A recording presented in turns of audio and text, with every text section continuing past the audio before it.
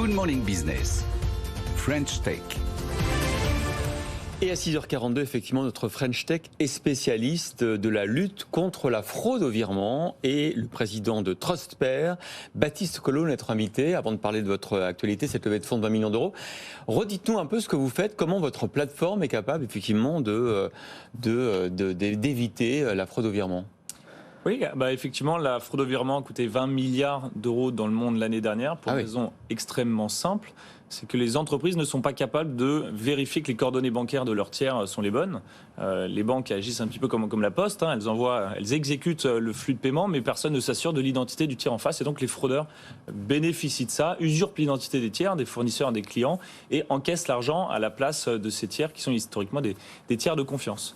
La plateforme Trustpair vient apporter une intelligence autour de ces données, identifier le risque associé autour des fournisseurs et des comptes bancaires pour valider le fait que chaque compte bancaire appartient bien à son fournisseur ou au client. Concrètement, c'est un nouvel intermédiaire. On paye sur Trustpair qui après paye le fournisseur ? On ne paye pas sur Trustpair, on vient vraiment s'intégrer à l'environnement technique de nos clients, les gros ERP, les SAP, etc., pour s'assurer que la donnée en temps réel est toujours correcte et donc éviter qu'elle ne se dégrade dans le temps puisqu'il n'y a rien de plus temporaire. C'est un petit correcteur, quoi. C'est vraiment une sorte d'antivirus de la donnée. On va s'assurer en continu que les données qui sont dans votre système d'information sont correctes. Et c'est quoi en fait ? Anthony. Quel type de données, quel type de pattern l'algorithme va chercher à trouver en fait ? Parce que c'est très compliqué en fait de savoir. C'est l'IBAN. Oui, c'est les IBAN.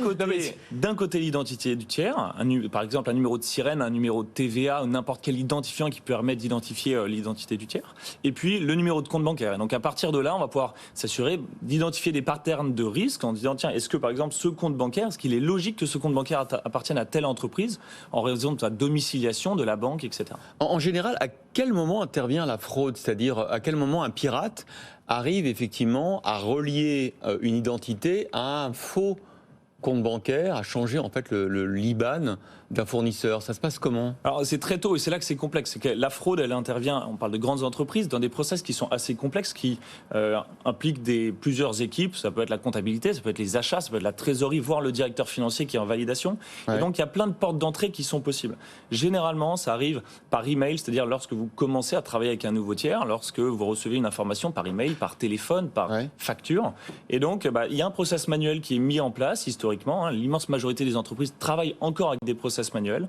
Notre travail, justement, c'est de les équiper, de digitaliser ce process et puis de permettre de s'assurer que l'ensemble de ces données sont correctes depuis le début de la chaîne, onboarding du tiers, stockage de cette donnée dans les systèmes d'information et puis usage de cette donnée dans le cadre du paiement. Donc non, nous ne processons pas de paiement, on vient vraiment en surcouche des outils de nos clients. Après, c'est un jeu de chat et de la souris permanent entre les cybercriminels et ceux qui gèrent comme vous la sécurité informatique. Parce que là, ils ont déjà inventé quelque chose de nouveau pendant qu'on parle. Moi, je me souviens, il y a 1 ou 2 semaines, on parlait dans Culture Geek de cette arnaque au président amélioré avec un deepfake, c'est-à-dire qu'en gros vous voyez en visioconférence la personne, le manager de l'entreprise qui vous parle, c'est bien lui, ce sont ses lèvres qui bougent, c'est lui qui va demander à ses collaborateurs de faire un virement et évidemment on y croit parce que c'est un deepfake. Comment est-ce que vous mettez à jour face à ces évolutions technologiques ? On évite complètement de faire en sorte que les process ne reposent sur de l'humain.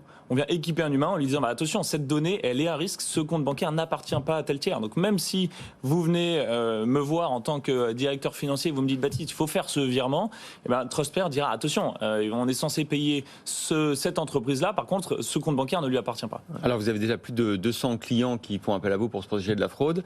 Je rappelle que 70% des grands groupes français sont victimes de fraude de virement. Et 3 grandes banques françaises qui vous ont référencé, Société Générale, Natixis et la CACIB.